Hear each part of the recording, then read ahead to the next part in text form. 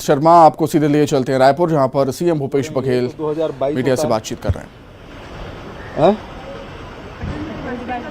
तो अटल बिहारी वाजपेयी जी का, जनता दल का, भाजपा जेडीएस की सरकार का और खुद के जो 8 साल हैं, ये तो 2023 हुआ ना, तो अपना भी 8 साल उसमें जोड़ लिए हैं। यदि 52 से यदि जोड़े 70 साल तो 2022 होता है। तो इस 70 साल में मतलब अपने जो 21 साल के कार्यकाल है उसको भी वो लोग जोड़ लिए हैं। तो सब अपना हिसाब भी बता रहे हैं। बताना चाहिए कि अडानी का मामला क्या है, जो लेटेस्ट है। अडानी को पैसा गया तो गया कैसे, जो राहुल जी सवाल पूछ रहे हैं उसके बारे में उनको जवाब देना चाहिए। जो नहीं है उन सवालों को क्या जवाब देंगे। आज दुनिया में जवाहरलाल नेहरू जी नहीं हैं, शास्त्री जी नहीं हैं, इंदिरा जी नहीं हैं, राजीव जी नहीं हैं, नरसिम्हा राव जी नहीं हैं। और उनके शासनकाल की बात करें तो अटल जी भी नहीं हैं, चंद्रशेखर भी नहीं हैं, और बीपी सिंह भी नहीं है, कोई राजा भी नहीं है। और एक जो आंतरिक जो सरकार बनती थी दिल्ली की, क्या नाम मैं बोल रहा हूँ, देवगौड़ा जी भी थी जी, दिल्ली के थे नंदा जी, गुलजारी लाल नंदा जी, इन सबको जोड़ लिए। वो जवाब देने तो आएंगे नहीं। तो जवाब यदि कोई दे सकता है तो वो वर्तमान सरकार दे सकती है। वर्तमान सरकार से ही सवाल पूछा जाएगा। विपक्ष का काम है, पत्रकारों का काम सवाल पूछना। अब पत्रकार वार्ता तो लेते नहीं, तो सवाल पूछने का सवाल आपको बनता नहीं। विपक्ष यदि सवाल पूछती है तो उसका मुंह बंद कर दिया जाता है। ठीक है, और कोई सवाल? डॉक्टर रमन सिंह ने पत्र लिखा है पीयूष गोयल को और कह रहे हैं कि सीबीआई जांच कराइए, चावल घोटाला हुआ। वो अपने शासनकाल के जांच करा लें, बिल्कुल कराना चाहिए। और मैं तो हमारे खाद्य मंत्री को कहूंगा कि रमन सिंह को और पीयूष गोयल जी को एक पत्र लिख दे। हमने जो जांच कराई है उसका रिपोर्ट क्या आया है, विधानसभा में जो जवाब दिया कुछ शॉर्टेज है और उसकी जांच चल रही है, और वो 1 महीने के भीतर में सब जांच कार्रवाई हो जाएगी। और जांच किया गया तो उस जांच की रिपोर्ट को उसको दे देना चाहिए। और कोई सवाल? उसके अलावा कोई सवाल? बीजेपी लीडर संदीप पात्रा कह रहे हैं कि 2 सीएम और परिवार को लेके जा रहे हैं, क्या जुडिशरी पे प्रेशर बनाना चाह रहे हैं? मैं अपने नेता के साथ जा रहा हूँ, जुडिशरी का दबाव क्या होगा? वो कह रहे हैं कि आप लोग हुड़दंग मचाने जा रहे हैं, सीधा सीधा एक शब्द उन्होंने यूज किया और आपका नाम ले रहे हैं, तो गहलोत जी का नाम और प्रियंका गांधी का नाम ले रहे हैं। ये हुड़दंग मचाने का काम तो पश्चिम बंगाल और बिहार में वो कर रहे हैं, और अभी तक के प्रधानमंत्री जी गृह मंत्री की तरफ से अपील नहीं आया है। और यहां भी नारायणपुर में दंगा किसने करवाया, कवर्धा में कौन लोग थे, इसे बताने की जरूरत है क्या? हम दूर की बात नहीं करते, इनकी ट्रेनिंग ही यही है। चलिए, आज ईडी सवाल नहीं पूछ रहे हो। ईडी का सवाल सर यही है। अच्छा, अरुण साव ने सर प्रेस कॉन्फ्रेंस की थी आपके बयान के बाद, और उन्होंने कहा है कि जितना भी रिकवरी इन 9 सालों में ईडी और आईटी ने की है, वो पिछले जितने भी साल यूपीए की सरकार रही थी वो उसकी तुलना की जाए तो बहुत कम है। उन्होंने रुपयों का, सोने का, इन तमाम चीजों के आंकड़े पेश किए। मैं तो सवाल छत्तीसगढ़ के बारे में पूछा हूं कि 50 छापे डाल दिए 1 महीने में, क्या क्या पाया वो तो बताएं। और ईडी है लगभग 1 साल से जांच कर रही है ना। और अरुण साव ने ये भी पूछा है, हमारे 2 अधिकारी हैं उसके बारे में भी सवाल पूछा है, और ईडी पूरी जांच कर ली। मतलब देश का सबसे कड़ा कानून है, उसके तहत जांच किए, क्या पाया। और जब वो कुछ नहीं पाए तब राज्य सरकार को दे दिए, आप जांच करो। क्यों देंगे? कुछ मिला होता तो देने का सवाल नहीं उठता। दे दिए, हमने जांच का आदेश भी किया है। लेकिन सवाल इस बात का है कि वो जो ईडी डायरेक्टर ने राज्य सरकार को चिट्ठी लिखा है, उसके आधार पर हमने जांच की शुरुआत कर दी। लेकिन हमने जो चिट्ठी लिखा है चिट फंड घोटाले का, हमने कहा है नान घोटाले का, नान में तो रजिस्टर्ड है ईडी में, वो सीएम सर और सीएम मैडम कब बताएंगे, उसके यहाँ जांच में कब जाएंगे। और ये चिट फंड घोटाले में जो लोग शामिल थे और जिन्होंने कार्यक्रम आयोजित करके, रोजगार मेला आयोजित करके जिनको प्रमाण पत्र बांटे, उसके यहाँ जांच करने कब जाएंगे। ठीक है। सर, ने एक आरोप लगाया कि जसपुर जिले में पहाड़ी कोरवा दंपत्ति की जो भूख से मौत हुई है उसके लिए 70 दिन मिला है। उन्होंने कहा कि गिरफ्तारी के कारण वो लोग की मौत हुई। वो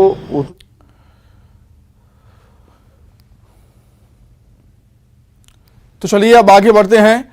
इंदौर में बेलेश्वर मंदिर की बावड़ी में 36 मौतों के बाद निगम एक्शन में आ गया है। लेकिन उससे पहले हम आपको सीधे रायपुर लिए चलते हैं, जहां पर सीएम भूपेश बघेल मीडिया से बातचीत कर रहे हैं। इस वक्त है आरक्षण को लेकर के सरकार जाएगी, ऐसे कोई पहल कर सकती है? हम लोग तो गए ही थे, कोर्ट में है, सुप्रीम कोर्ट से एक वो फटकार भी लगी है तेलंगाना राज्यपाल के। बिल्कुल, यदि उसको कापी मिल जाए तो मैं देखता हूँ, अध्ययन करवा लेते हैं वकीलों के माध्यम से, फिर उसके बाद आगे बढ़ते हैं। Thank you.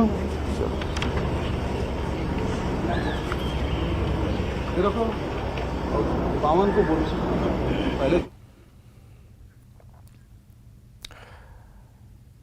चलिए आगे बढ़ते हैं। अब इंदौर में बेलेश्वर मंदिर की बावड़ी में 36 मौतों के बाद निगम एक्शन में आ गया है। यहां आज सुबह अवैध निर्माण तोड़ दिया गया। निगम का अमला सुबह 6 बजे के पहले ही मौके पर पहुंचना शुरू हो गया था। यहां मौके पर बड़ी संख्या में पुलिस फोर्स भी तैनात रहा। निगम अधिकारियों ने रविवार देर रात ही तैयारियां पूरी कर ली थी।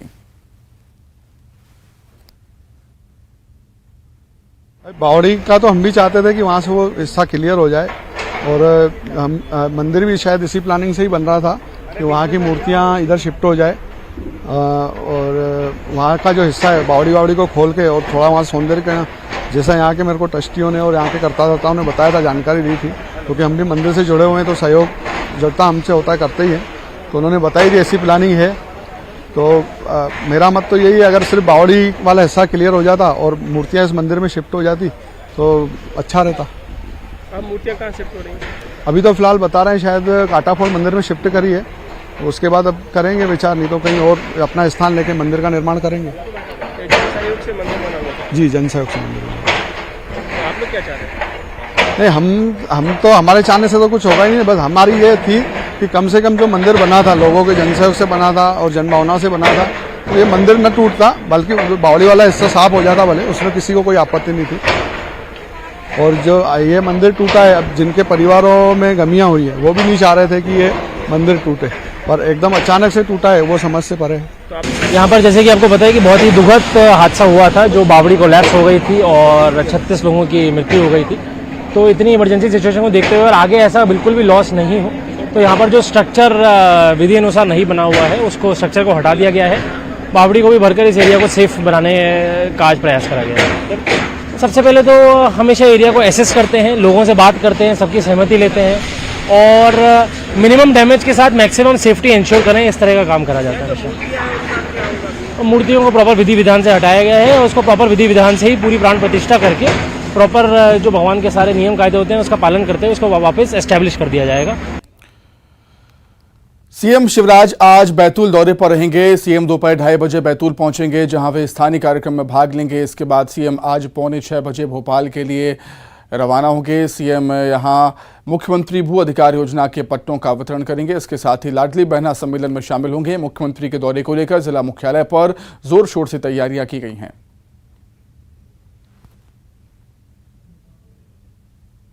मध्य प्रदेश के मुख्यमंत्री शिवराज सिंह चौहान आज बैतूल पहुंच रहे हैं। यहां पर मुख्यमंत्री आवासीय भू अधिकार पत्र वितरण योजना के तहत जो है पत्र वितरण किए जाएंगे हितग्राहियों को। साथ ही लाडली बहन योजना से संबंधित महिला सम्मेलन को भी मुख्यमंत्री संबोधित करेंगे।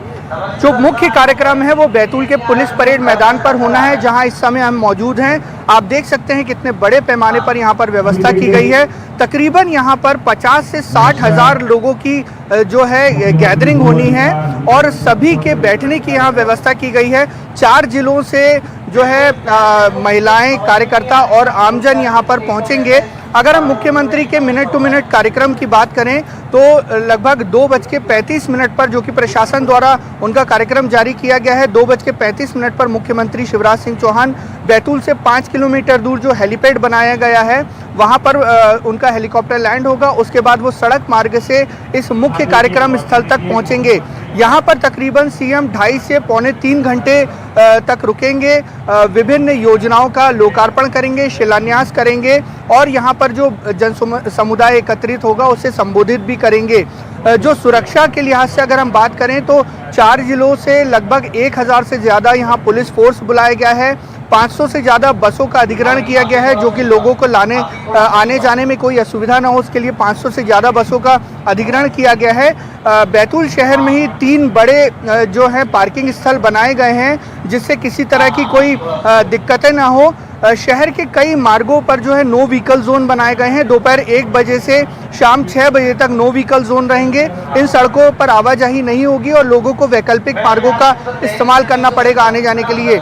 चुनावी वर्ष है, इसलिए इस कार्यक्रम को काफ़ी अहम माना जा रहा है और जिस तरह से यहाँ गैदरिंग लोगों की हो रही है, 50 से 60 हज़ार से ज़्यादा लोगों की गैदरिंग हो रही है, उस लिहाज से कार्यक्रम काफ़ी अहम माना जा रहा है। मुख्यमंत्री शिवराज सिंह चौहान मुख्य कार्यक्रम के बाद शाम 5:45 से यहाँ से भोपाल के लिए प्रस्थान करेंगे। बैतूल से ऋषि कुमार नायडू, न्यूज़ 18 मध्य प्रदेश छत्तीसगढ़। विधानसभा चुनाव से पहले कांग्रेस अपनी रणनीति बनाने में जुट गई है। पूर्व सीएम कमलनाथ आज प्रदेश के जिला और शहर कांग्रेस कमेटी के अध्यक्षों, जिला प्रभारियों और सह प्रभारियों के साथ प्रदेश मुख्यालय में बैठक लेंगे। वहीं चुनावी रणनीति को लेकर कमलनाथ की बड़ी बैठक आज शाम को करीब 7 बजे होनी है। बैठक में दिग्विजय सिंह, अजय सिंह, अरुण यादव, सुरेश पचौरी, जयवर्धन सिंह समेत कई बड़े कांग्रेस के नेता शामिल होने वाले हैं।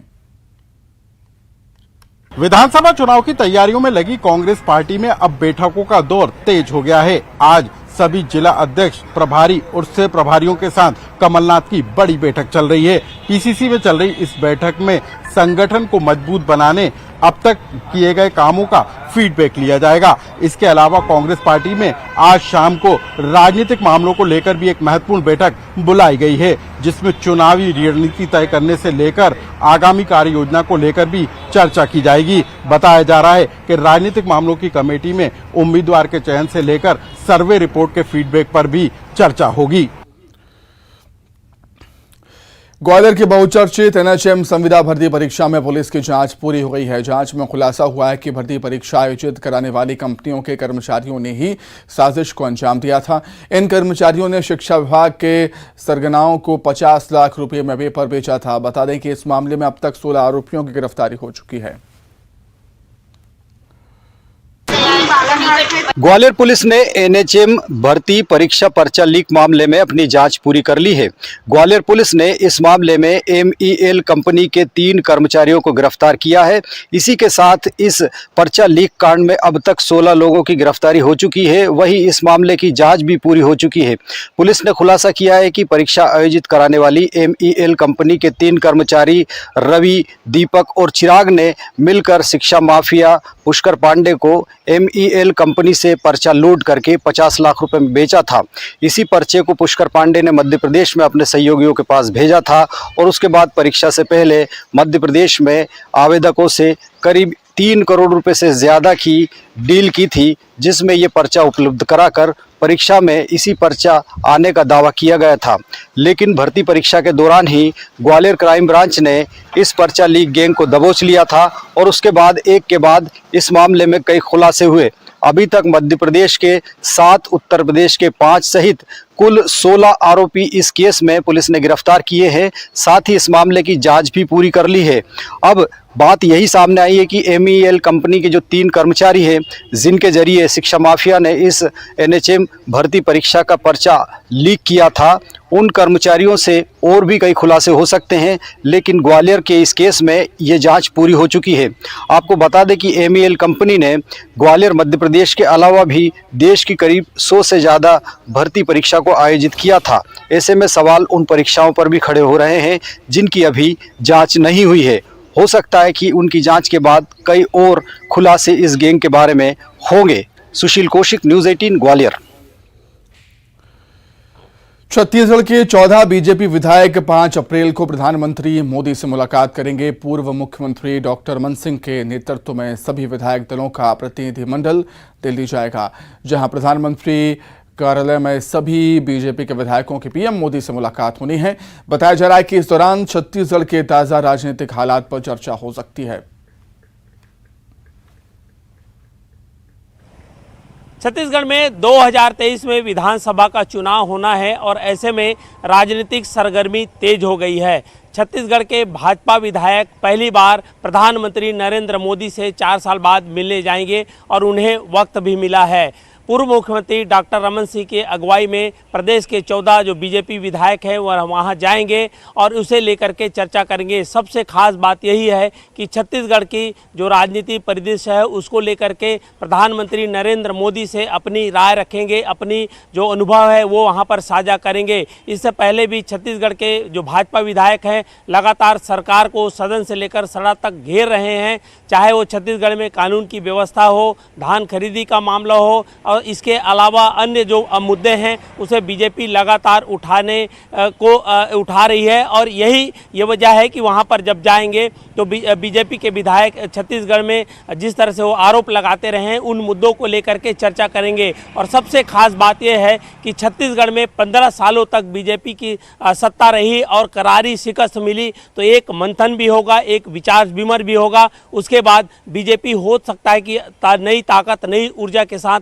छत्तीसगढ़ के चुनावी समर में कूदे। लेकिन इस बीच जब बीजेपी के विधायक जब दिल्ली जा रहे हैं तो कांग्रेस ने भी इस दौरे को लेकर के कटाक्ष किया है और कहा है कि बीजेपी के विधायकों को छत्तीसगढ़ के लिए विशेष पैकेज की मांग और एक विशेष राज्य का दर्जा देने का मांग बीजेपी के विधायकों को प्रधानमंत्री से करनी चाहिए। तो ये बात तय है कि जब बीजेपी के विधायक प्रधानमंत्री मोदी से मिलने जा रहे हैं तो अब इस पर भी राजनीति तेज हो गई है। युगल तिवारी, न्यूज़ 18 रायपुर, छत्तीसगढ़।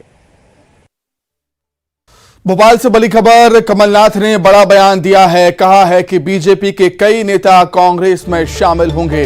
बीजेपी नेताओं ने सदस्यता लेने के लिए तारीख मांगी है, उनका ये कहना है।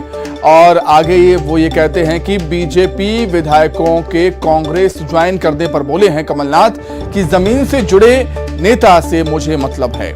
आज सुबह बंगले पर कई बीजेपी नेताओं ने मुलाकात की है।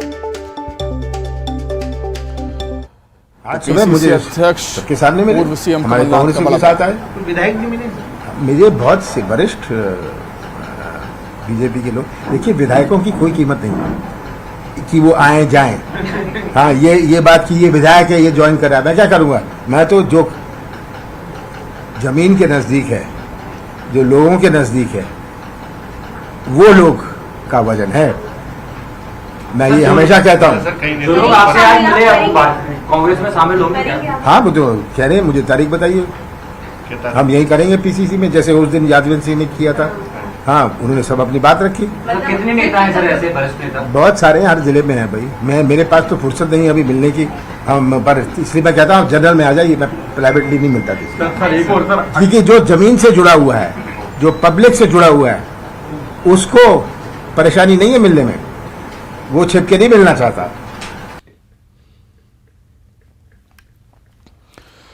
तो चलिए, बीजेपी कांग्रेस के क्या कुछ रिएक्शन हैं कमलनाथ के इस बयान को लेकर, वो भी हम जानेंगे। फिलहाल बीजेपी नेता हितेश वाजपेयी जी हमारे साथ जुड़ गए हैं। हितेश जी, बहुत स्वागत करता हूं आपका न्यूज़ 18 मध्य प्रदेश छत्तीसगढ़ में। क्या कुछ कहना चाहेंगे हितेश वाजपेयी जी कमलनाथ के इस बड़े बयान पर? देखिए, मुझे लगता है एक सवाल पूछने पर उन्होंने अपना एक फेस सेविंग बयान दिया है जी। क्योंकि यदि आप देखें तो स्थितियां बहुत गंभीर हैं कांग्रेस में नेतृत्व का संकट है।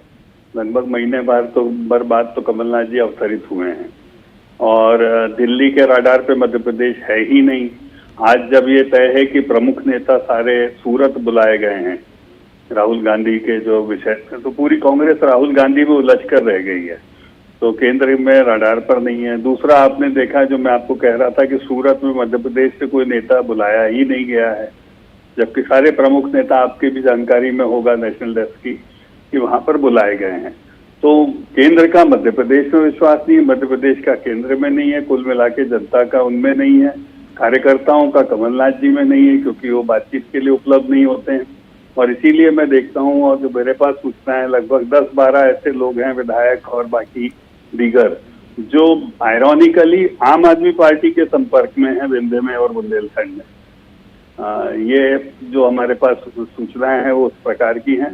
तो अभी तो कांग्रेस में बहुत कुछ होना बाकी है, स्वाभाविक है, क्योंकि कांग्रेस के नेतृत्व का कोई भविष्य कार्यकर्ताओं को नहीं दिख रहा है। तो स्वाभाविक है कि ऐसी परिस्थितियों में दल का संगठित रहना कठिन होता है। बिल्कुल, लेकिन हितेश जी, अगर कमलनाथ ऐसा कह रहे हैं कि जो कांग्रेस के, बीजेपी के कई नेता हैं कांग्रेस में शामिल होना चाहते हैं, उन्होंने तारीख मांगी है कांग्रेस ज्वाइन करने के लिए, अगर ऐसा होता है तो कहीं बीजेपी को झटका कहेंगे हम? नहीं, हमें क्या है, हमारे लिए तो अच्छी बात है, हमारे कार्यकर्ता सब तरफ जाएं। हमारा तो सिद्धांत ही ऐसा, कार्यकर्ताओं को हम ट्रेन करते हैं, तैयार करते हैं और देश के लिए समर्पित कर देते हैं, तो वो जाके करे। पर कमलनाथ जी अपने लोगों को तो संभाल लें, वो भी तो जरूरी है ना। एक ये है कि कांग्रेस के अंदर का कार्यकर्ता संभल जाए और एक कांग्रेस में बाहर का आ जाए, दोनों पर काम किया जाता है। तो अभी तो उनकी सबसे बड़ी चुनौती के अंदर का संभल जाए।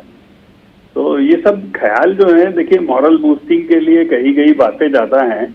बाकी अभी तक आप देखेंगे तो चाहे मोना सुस्तानी की बात कर लो या जो भी कर ले, बहुत सारी चीजें हैं भाई, उनकी तो सरकार ही इसलिए गिरी कि उनको अपना कुनबा नहीं संभाल पाए। इससे बड़ा उदाहरण कुछ हो सकता है क्या? कि भाई आपको, आप सोचो, जिसको आप टिकट देते हो वो टिकट लेकर दाएं हाथ जेब में टिकट रखता है और बाएं जेब में हमारी सदस्यता लेता है आगे। तो इसका मतलब कहीं लीडरशिप क्राइसिस है, कम्युनिकेशन गैप है। दिग्विजय सिंह जी खुद बोले कि मोना जी ऐसा नहीं कर सकती क्योंकि मेरी तो उनसे बात, मतलब इसका मतलब उनका भी कम्युनिकेशन गैप है। तो यदि कांग्रेस को कांग्रेस के ही सीनियर और पुराने नेता छोड़ रहे हैं, तो इसका मतलब ये है कि कांग्रेस के नेता जो लीड कर रहे हैं वो दंभ में हैं, कम्युनिकेशन नहीं रख रहे हैं, सामान्य कार्यकर्ता अपने आप को अछूता महसूस कर रहा है। बिल्कुल हितेश जी, लेकिन एमपी कांग्रेस के एक बड़े नेता, दिग्गज नेता कमलनाथ ने ऐसा बयान दिया है जो बीजेपी नेताओं के कांग्रेस ज्वाइन करने को लेकर, तो क्या बीजेपी उसे गंभीरता से नहीं लेगी? देखिए, हम लगे हुए हैं, हम अपनी तैयारियों में लगे हुए हैं और स्वाभाविक है कि ऐसे समय में भारतीय जनता पार्टी के कार्यकर्ताओं के ऊपर ज्यादा मेहनत कर रही है। हम अपनी नीतियों के ऊपर अपने नेताओं के साथ प्रवास में लगे हुए हैं और ऐसे में फिर मैं अगेन रिपीट कर रहा हूं अपने आप को, कमलनाथ जी खुद महीने भर बाद अवतरित हुए हैं, तो वो उनकी स्वयं की मॉरल बूस्टिंग एक्सरसाइज ज्यादा है, बनिस्बत की कोई बड़े परिवर्तन। ठीक है हितेश जी, आप हमारे साथ बने रहिएगा। कांग्रेस से आरपी सिंह जी हमारे साथ जुड़ गए हैं। आरपी सिंह जी, बहुत स्वागत करता हूं आपका न्यूज़ 18 मध्य प्रदेश छत्तीसगढ़ में। क्या नाम बताएंगे आरपी सिंह जी, जो बीजेपी के नेता हैं, कांग्रेस ज्वाइन करने वाले हैं, क्या उनके नाम आप बता पाएंगे क्या हमें? देखिए, पहले बात तो ये विषय वस्तु जो है वो सर्वोच्च नेतृत्व की होती है, इसलिए इस पर मेरा बोलना या मेरा क्षेत्र अधिकार से बाहर है। लेकिन एक बात जरूर कहूंगा मैं कि वाजपेयी सर इतने विद्वान व्यक्ति हैं और कभी कभी हास्यास्पद जब बातें करते हैं तो बड़ा दुख होता है कि इंटेलेक्चुअल व्यक्ति को, मुझे लगता है कि एक मैसेज और नैरेटिव देने की आवश्यकता होती है। ये वे स्वयं जानते हैं कि आज उन्हें वो कहाँ पर एक्सरसाइज कर रहे हैं।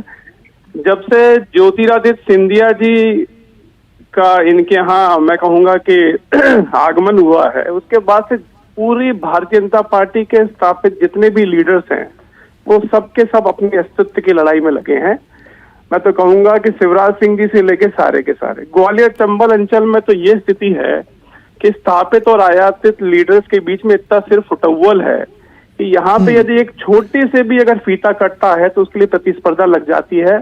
प्रोजेक्ट भले ही जनहित का हो ना हो, किंतु सिर्फ और सिर्फ नारियल फोड़ना होता है। तो इस सिर्फ फुटअव्वल में निश्चित रूप से आप देखेंगे कि भारतीय जनता पार्टी के स्थापित लीडर अपने आप। लेकिन आरपी सिंह जी, आप पर बार बार आरोप लगते हैं कि आप खुद का घर संभलता नहीं है, दूसरों के बारे में बात करते हैं। फिलहाल समय की कमी है मेरे पास। बहुत धन्यवाद आरपी सिंह जी और हितेश वाजपेयी जी, आपका भी बहुत शुक्रिया जुड़ने के लिए और तमाम बातचीत के लिए।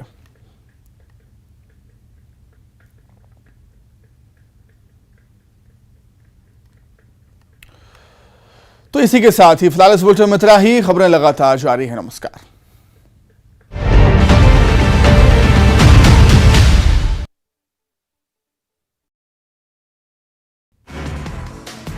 नवादा के हिसुआ में गरजे केंद्रीय गृह मंत्री अमित शाह का 2025 में बीजेपी की बिहार में सरकार बनवा दीजिए, दंगा करने वालों को उल्टा करके सीधा कर देंगे।